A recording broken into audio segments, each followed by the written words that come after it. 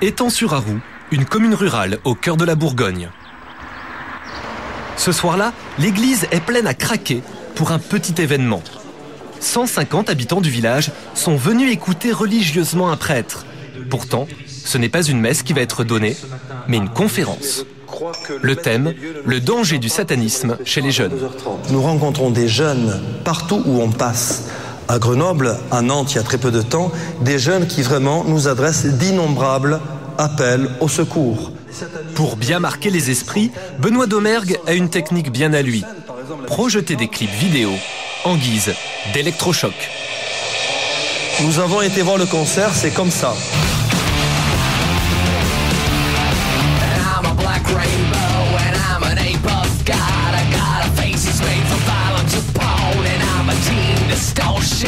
Un pape aux yeux injectés de sang qui appelle à la violence.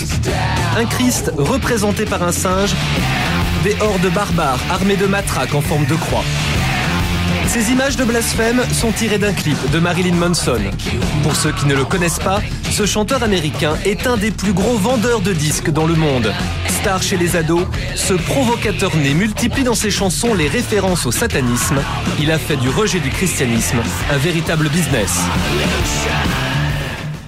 Oui, il y a une question encore. À peine la projection terminée, le prêtre est assailli de questions.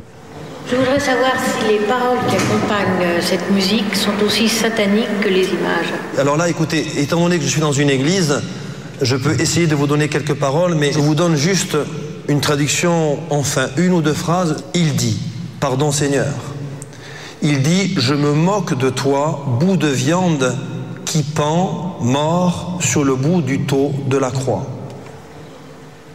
Les jeunes ne sont pas satanistes, vous avez raison.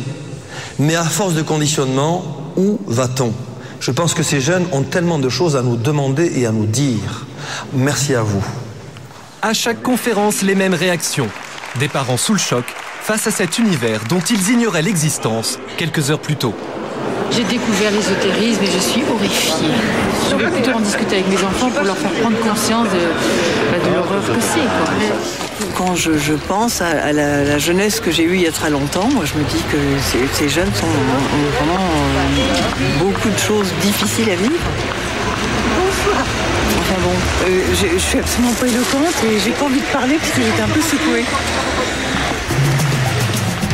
Se battre contre l'influence du satanisme dans la culture des ados, c'est devenu une véritable croisade pour le père Domergue. C'est vrai ? Depuis 10 ans, il sillonne les routes de France pour prêcher la bonne parole dans les églises, les écoles ou les lycées. Cette fascination pour le diable chez les ados, est-ce le fantasme d'un prêtre un peu illuminé ? En fait, pas vraiment.